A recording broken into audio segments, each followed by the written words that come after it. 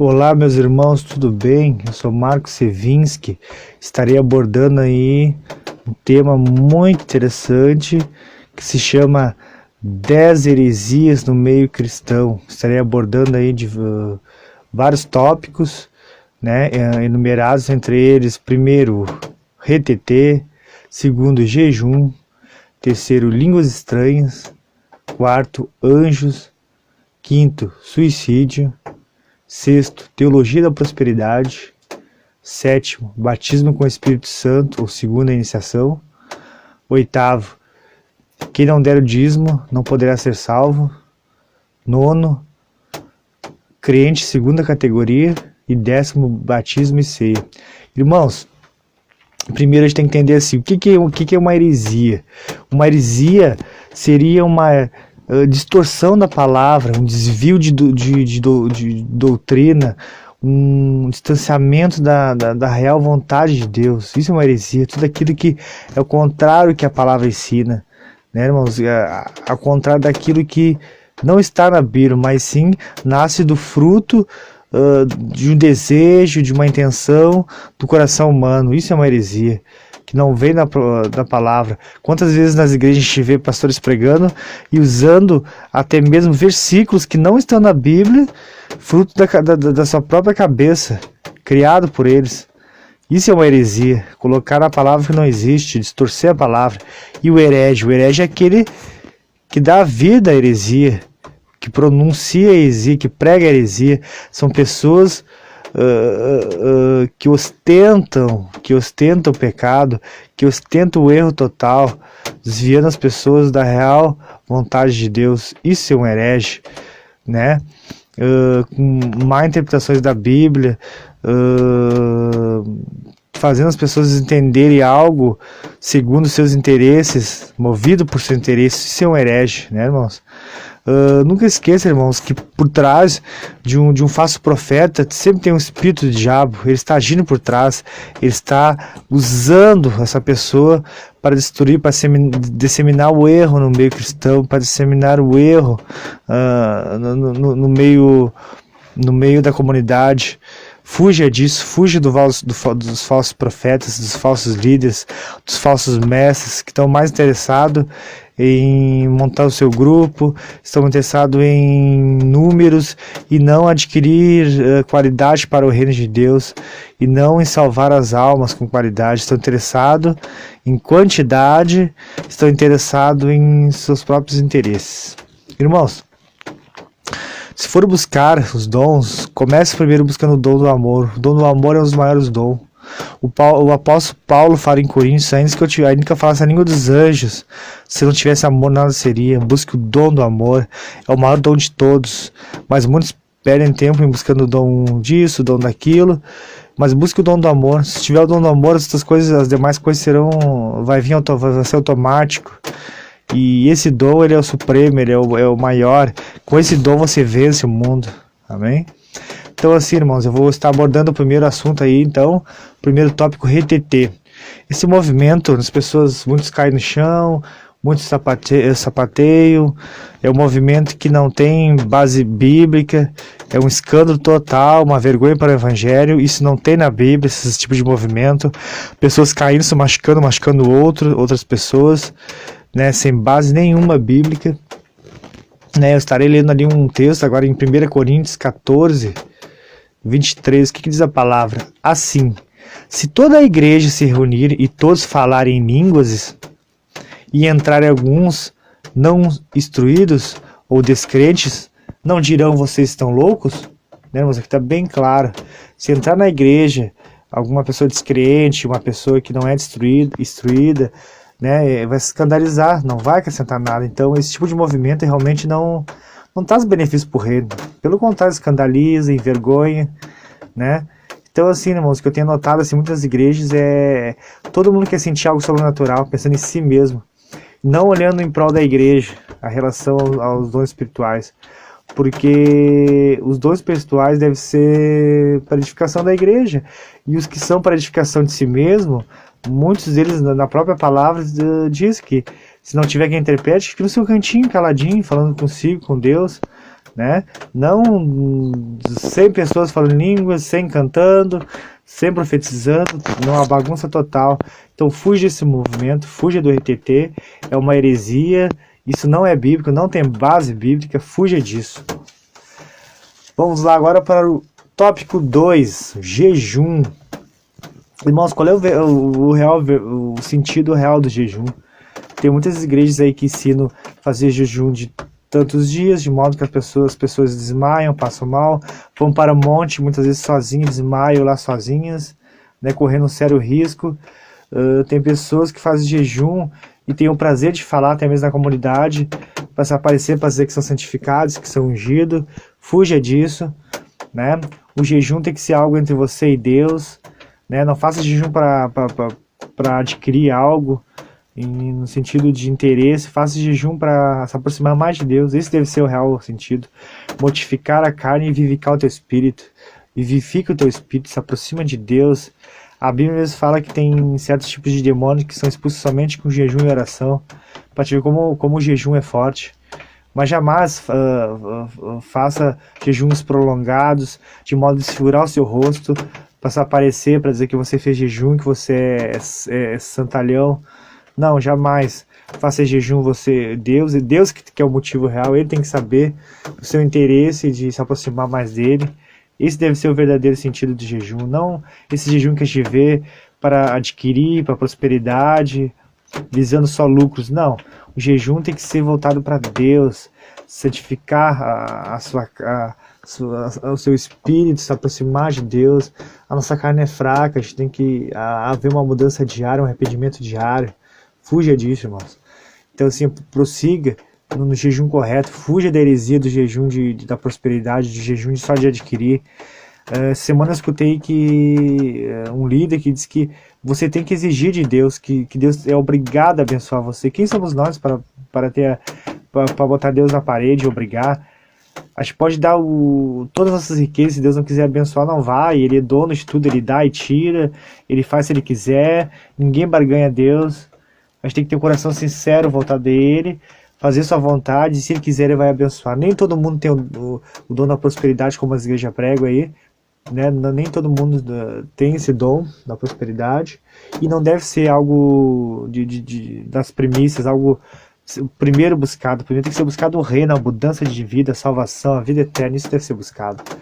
Então a referência aí sobre o jejum é Mateus 6, 17 a 18, que diz assim: porém tu, quando jejuares, unge a tua cabeça e lava o teu rosto, para não parecer aos homens que jejuaste, mas ao teu Pai que está em oculto, e o teu Pai que vê oculto te recompensará, né? A palavra é bem clara: não faça nada para se aparecer, para desfigurar o seu rosto. Entra no teu quarto, reserva um momento, teu Pai está te vendo e vai te recompensar. E não no sentido de recompensa material, mas aquele dom que está buscando, aquela unção que está buscando, aquele mover de mudança, Ele vai te recompensar, Ele estará do teu lado, amém? Então é isso, fuja do jejum que não provém de Deus, heresias pregadas sobre o jejum. Né, irmãos? Agora, tópico 13, línguas estranhas.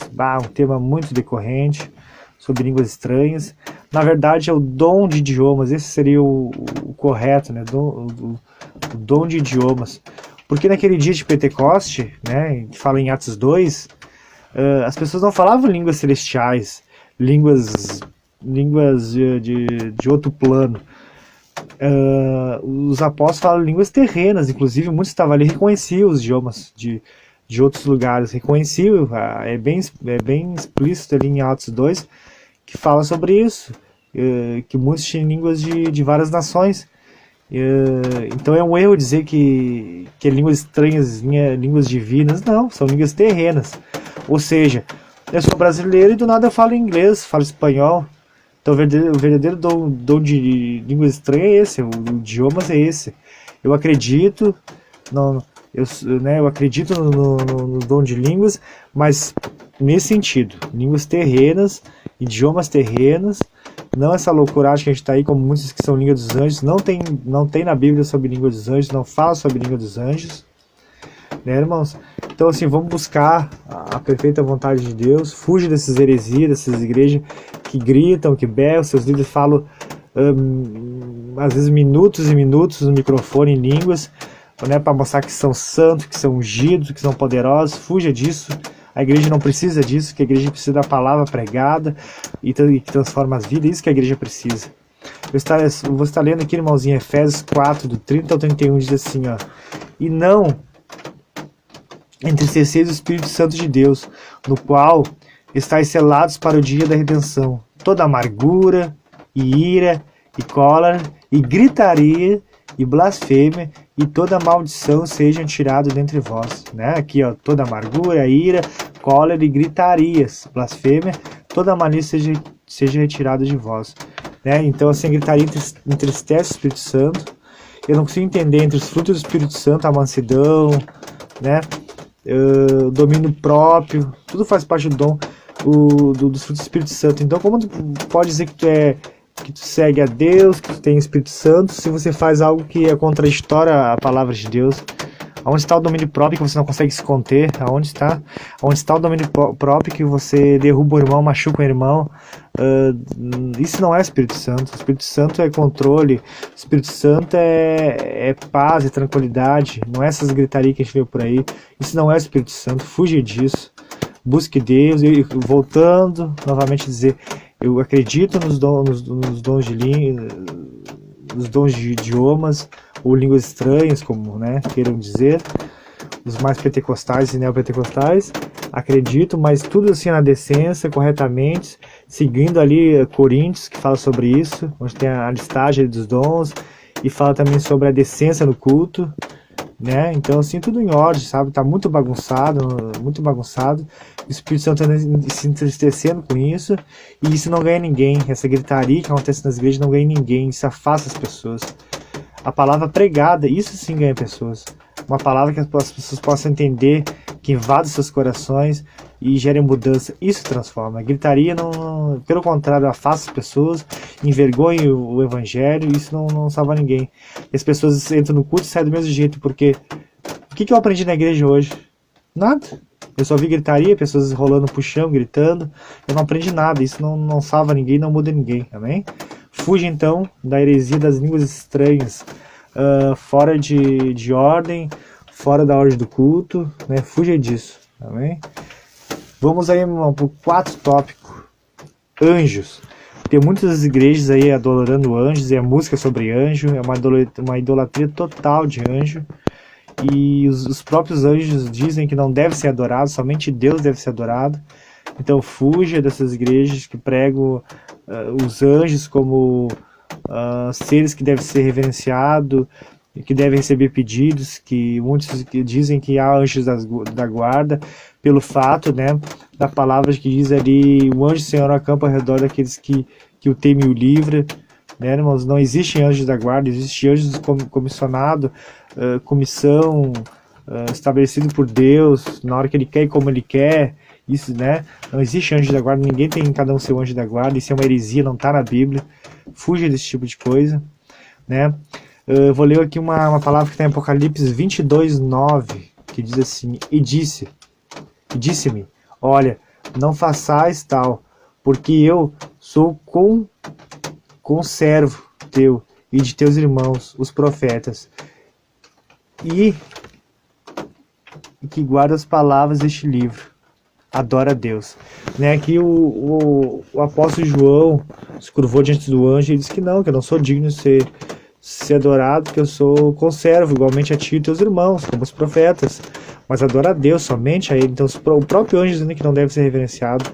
E o que a gente tem visto de pessoas idolatrando anjos, curvando diante de anjos, criando até nomes de anjos que não estão na Bíblia, porque só existe 2 nomes de anjos na Bíblia, que é o arcanjo Miguel.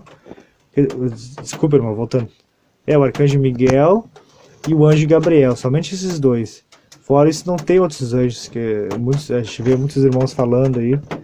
Então fuja disso, irmãos. Fuja dessa heresia de anjos na igreja, tá vendo anjos com bola de fogo. Qual é a necessidade disso, irmão? Não tem necessidade. A palavra de Deus está pregada. Será que isso não basta, a palavra de Deus pregada? As pessoas precisam de coisas espetaculares, precisam ver, Não, a palavra está aí, os testemunhos de vida estão aí, irmãos. Se apegue nisso. Fuja da heresia dos anjos, da idolatria. Né? A própria palavra de Deus fala que nós somos as premissas de Deus. Nós somos consideráveis superiores aos anjos para Deus. Nós somos a menina dos olhos de Deus. Então tem pessoas botando anjos como se fosse um próprio Deus. Não. Eles são quase que quase que iguais a nós. Somos todos servos de Deus. Amém? Irmãos, vou ler agora aí o quinto tópico. Vou falar sobre o quinto tópico, que é o suicídio, né? Muitos de nós não, quem sabe muitos de nós, teve algum parente ou conhecido que se matou, suicidou, né? Já não está nesse mundo, é algo muito triste. Mas eu quero dizer assim que quem julga, que vai julgar quem fez essa prática é somente Deus. Muitos têm a mania de dizer assim, morreu, vai direto para o inferno. Isso é uma heresia. Se você escutou isso na igreja, no lugar, isso é uma mentira, uma heresia. Ninguém que se mata vai para o inferno, porque não existe vários julgamentos. Haverá um grande julgamento, né, e todos serão julgados, e até mesmo aqueles que tiraram a vida. E na Bíblia, eu ouso dizer assim, que Deus é tão misericordioso e sabe tudo, ele não pensa como o homem pensa, que eu creio que muitos que se mataram podem alcançar a vida eterna, mediante a Deus, a misericórdia dele. Porque a palavra diz que o único pecado que não há perdão é a blasfêmia contra o Espírito Santo, o único. Ou seja, então, isso pode haver, Deus pode perdoar, né? A gente não sabe, tem coisas que pertencem a Deus. Mas o que eu sei é que somente a blasfêmia contra o Espírito Santo não há perdão. Então o resto há perdão. Então vamos entregar na mão de Deus e fuja dessas igrejas que falam isso, que quem se mata vai direto para o inferno, que é mentira. Né? Então assim, haverá um julgamento. E nesse dia ele vai abrir o livro da vida, e ai daquele que não tiver no livro. Amém? Então fuja disso, irmãos. Eu vou ler aqui em 2 Coríntios 5,10, que diz assim: pois todos nós devemos comparecer perante o tribunal de Cristo, para que cada um receba de acordo com as obras prestadas por meio do corpo, quer sejam boas, quer que sejam más, né? Então, diante do tribunal de Cristo seremos todos julgados, e até mesmo aquele que tira a vida. É algo muito triste tirar a sua vida, pois só Deus pode tirar, mas como o próprio Moisés desejou perder a vida, como o próprio Elias desejou perder a vida, né, irmãos? Então Deus compreende tudo e está nas mãos dele. Mas o que a gente tem que entender é o seguinte, que as pessoas que tiraram a vida vão ser julgadas. Não existe milhares de julgamentos diários sobre suicídio e condenação. Não, irmãos, tá? Então fuge dessas heresias. Irmãos, agora vamos para o sexto tópico, que é a teologia da prosperidade. Né? Muitas igrejas neopentecostais, e até mesmo algumas pentecostais, e outros movimentos também, outras ramificações, têm pregado a teologia da prosperidade. Quanto mais tu dá, mais tu ganha. Deus tem a obrigação de te abençoar, Deus vai te abençoar, barganhando Deus, obrigando a Deus, e ninguém obriga a Deus. Ele dá e tira, ele faz se ele quiser, ele não deve nada a ninguém, ele é o Criador. Então pare de colocar Deus na parede. Quem somos nós para colocar Deus na parede? Deus não precisa de carro, mansões, ele não precisa disso, ele precisa de pessoas que apenas ajudem a obra dele, para que possa ser pregada a palavra de Deus, para que as igrejas continuem abertas. É isso que ele precisa. Não riquezas desnecessárias, acúmulos de riqueza. Deus não precisa disso. Então fuja dessas igrejas de prosperidade. Busque uma igreja comprometida com a palavra, comprometida com a salvação, comprometida com a vida eterna. Busque igrejas que amam as suas ovelhas acima do dinheiro. Busque isso, irmãos. Eu vou ler uma palavra que está em Mateus 6,33, que diz assim: busque, pois, em primeiro lugar o reino de Deus e sua justiça, e todas as coisas lhe serão acrescentadas. Irmãos, busque primeiro o reino de Deus. Primeiro é o reino, é aquele que te amou primeiro. Busque isso. Se ele quiser, vai te abençoar. Se for da vontade dele, vai te abençoar. Mas nada obrigado, ele não é obrigado a nada. Irmãos, você pode ajudar a obra, você pode dar tudo que tiver, e pode passar por essa terra sem ser próspero. Pode acontecer. mas com certeza, se você se manter firme, você vai conquistar a vida eterna. E esse é o fundamento. É conquistar a vida eterna, é levar nossos parentes, nossos familiares a Deus, levar as pessoas ao ID, né? O ID de ganhar almas. Isso é a nossa missão. É acrescentar o reino de Deus. Não é essa teologia da prosperidade, de interesse. Quem somos nós para barganhar a Deus? Quem somos nós para exigir algo? Então fuge dessas igrejas que pregam a teologia da prosperidade. Busca igrejas que pregam a salvação. Agora eu vou falar sobre agora eu vou para o tópico 7, irmão, batismo e ceia. Né? Muitas igrejas pregam que tem que estar 100%, tem que ser santo para ver o batismo. Não, irmão, o batismo é um ato público, confessando Jesus como teu salvador. Aí tu está dizendo assim, eu não morri para o mundo e nasci para Cristo. Ninguém que passa pelo batismo vai ser santo, purificado, imaculado, não. É um ato público. Tem umas pessoas que acham, passei pelo batismo, eu sou santo. Sou intocável, é um conceito totalmente errado. O batismo é um complemento, né, da iniciação, da conversão em Cristo. Né, você aceita Cristo, imediatamente você é batizado nas águas.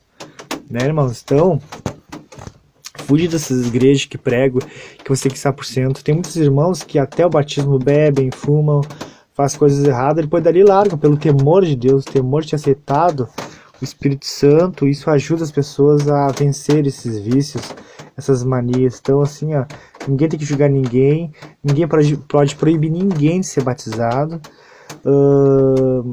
Lembrando que bebês não podem ser batizados, porque batizado quer dizer remissão dos pecados, bebê não tem pecado. Bebê deve ser apresentado na igreja para os seus familiares, né, para que Deus cuide, Deus zele, né?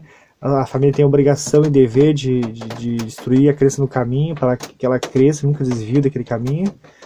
E ninguém pode proibir ninguém de ser batizado, né? Quando o Filipe estava indo pelo caminho, encontrou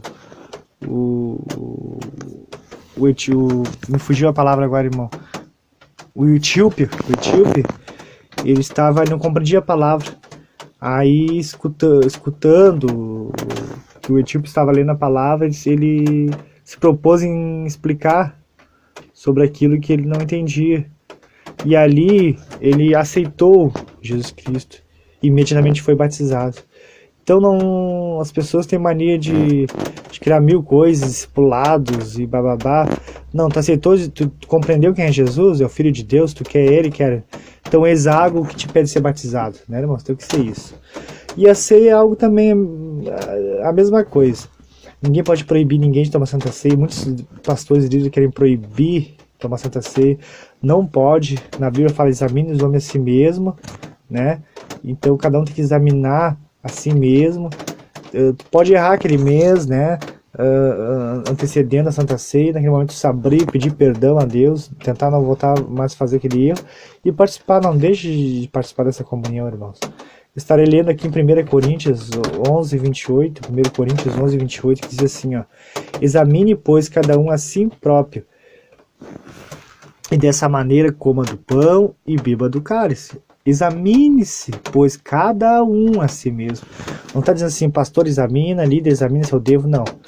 É tu e Deus. Se você falou com Deus, sentiu o perdão de Deus a respeito daquilo que tu fez errado e volte a não fazer mais, participe sim, não deixe de participar da Santa Ceia.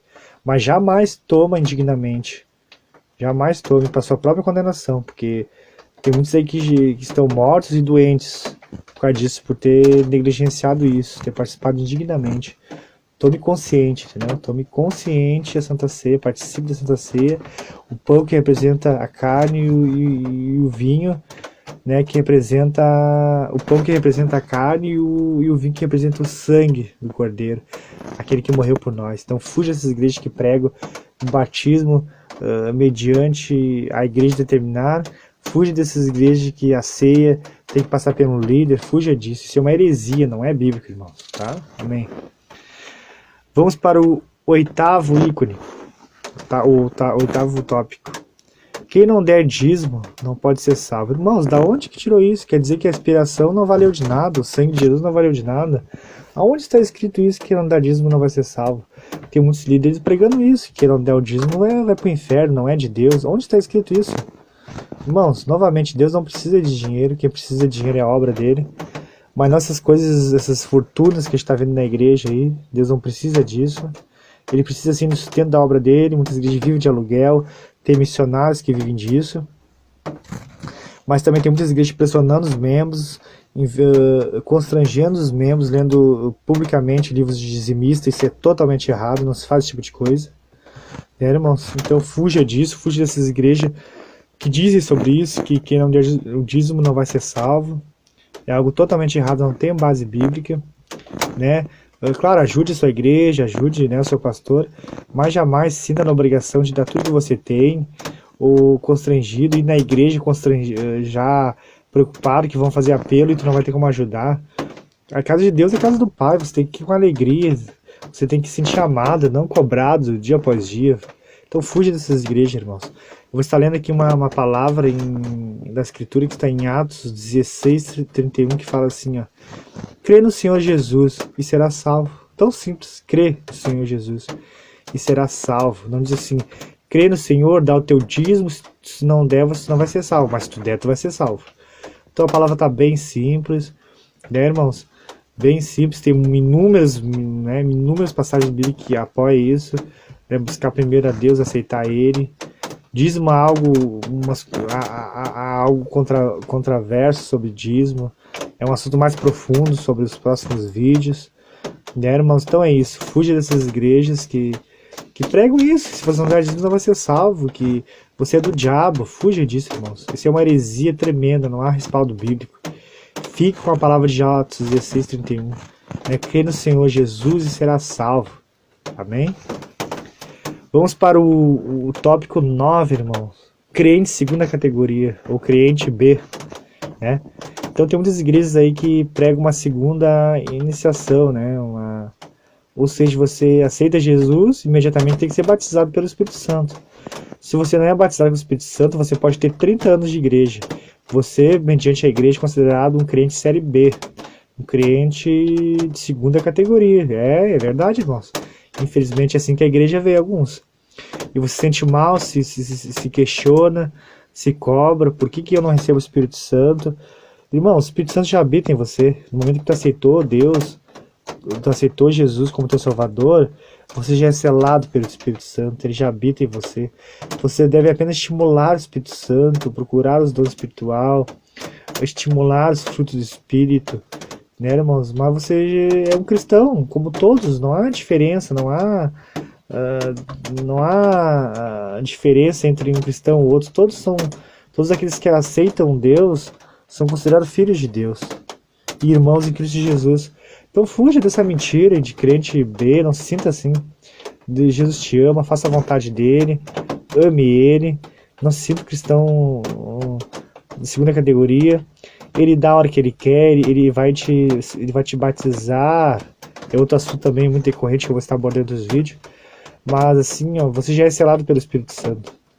Isso já te basta. Busque a palavra, busque conhecer mais ele, se aproxime mais dele. Não perca tempo nesses movimentos que obrigam, que quase que colocam você como um crente de segunda categoria. Não, você é cristão. Você segue a Jesus Cristo. Seu compromisso é com você, com a sua família e com as outras pessoas que precisam ouvir a verdade. Chega de perder tempo nessas heresias, né, de querer que tem que haver um movimento sobrenatural. Você pode ser batizado no Espírito e não sentir nada, mas há uma convicção em você, não tem que ser acompanhado em algum movimento. Agora há pouco tempo tem um pastor que disse assim, ó: busque o Espírito Santo, que aquele que não falar em língua, né, serve ao diabo, está tomado pelo diabo. Irmãos, da onde está escrito isso, irmãos? Da onde que quer dizer que eu sou o start do Espírito Santo? Eu digo assim: Espírito Santo, hoje tu vai se manifestar. Mas quem sou eu? Ele se manifesta a hora que ele quer, eu devo buscar ele. E se ele quiser, vai me abençoar. Mas não tem que ser uma regra automática. Isso não tem respaldo bíblico. Fuja disso, fuja dessa heresia, irmão. Eu vou ler aqui em Atos 10, 34, que diz assim: E Pedro, abrindo a boca, disse: Reconheço por verdade que Deus não faz acepções de pessoas.